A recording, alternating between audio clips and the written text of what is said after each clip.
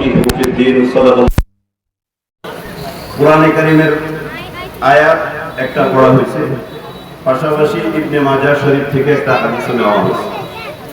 আল্লাহ রাব্বুল আলামিন কোরআনে কারীমের মধ্যে বলেন, ইন্না নাহনু নাযালনা যিকরা ওয়া ইন্না লাহু লাহাফিজুন। আমি কোরআনে কারীমকে অবতীর্ণ করছি এবং এটার হেফাজতের জিম্মাদারিও আমার। এটাকে হেফাজতের জিম্মাদারি আমি নিজেই নিয়ে নিয়েছি। সুতরাং আজকের এই যে মাদ্রাসা আমরা দেখতেছি, এটা কোরআনে কারীমের হেফাজতের জন্য, দ্বীনের হেফাজতের জন্য। যে হাদিসটা আপনাদের সামনে পড়ছি ইবনে মাজাহ শরীফের মধ্যে আছে, দুইজন সাহাবী হযরত আবু হুরায়রা এবং মুআবিয়া ইবনে আবু সুফিয়ান রাদিয়াল্লাহু তাআলা আনহুম, ওনারা বলতেছেন হুজুর আকরাম সাল্লাল্লাহু আলাইহি ওয়াসাল্লাম বলেন, মান ইউরিদিল্লাহু বিহি খায়রা, আল্লাহ রাব্বুল আলামিন যে ব্যক্তির ভালো করার ইচ্ছা করেন, মান ইউরিদিল্লাহু বিহি খায়রা, যে ব্যক্তির আল্লাহ রাব্বুল আলামিন ভালো চান, ইউফাক্কিহু ফিদ্দীন, তাকে ফিকহ ফিদ্দীন, দ্বীনের সঠিক বুঝ দান করেন, কোরআন এবং হাদিসের ইলম দান করেন। হযরত মাওলানা আশরাফ আলী সাহেব থানভী রাহমাতুল্লাহ আলাইহি, নোমান শাহ হুজুর, হাফিজ হুজুর রাহমাতুল্লাহ আলাইহির একটা রেফারেন্স দিয়ে গেছেন।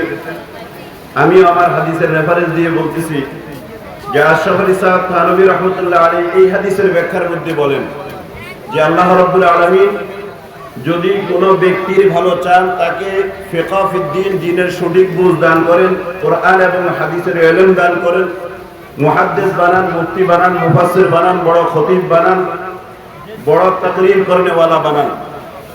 আল্লাহ রাব্বুল আলামিন যদি কোনো ব্যক্তির ভালো চান তাহলে এগুলি বানান। আর আল্লাহ রাব্বুল আলামিন যদি কোনো এলাকার মানুষের ভালো চান, আমরা খেয়াল করে শুনি এলাকাবাসী কথাটা, যদি আল্লাহ রাব্বুল আলামিন কোন এলাকার মানুষের ভালো চান, ব্যক্তির ভালো চাইলে তাকে ফিকহ ফিদ্দীন, দ্বীনের সঠিক বুঝ দান করেন, আলেম বানান, মুহাদ্দিস বানান, মুফতি বানান।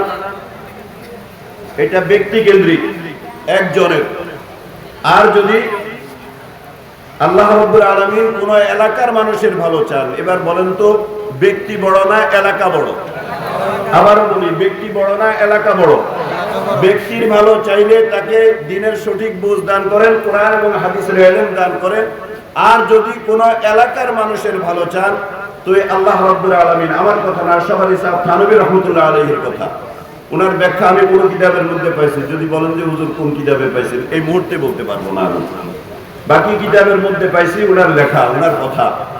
যদি কোন এলাকার মানুষের ভালো চান, তাইলে ওই এলাকার মধ্যে দ্বীনের একটা প্রতিষ্ঠান কায়েম করে দেন। তাইলে এই যে ফারাইজি মাদ্রাসা, দারুল উলুম আল ইসলামিয়া ফারাইজি মাদ্রাসা, নিশ্চয়ই আল্লাহ রাব্বুল আলামিন এই এলাকার মানুষের জন্য ভালো চাইছেন। কি বলেন? আল্লাহ ভালো চাইছেন বিধায় যে মাদ্রাসা প্রতিষ্ঠিত হয়েছে।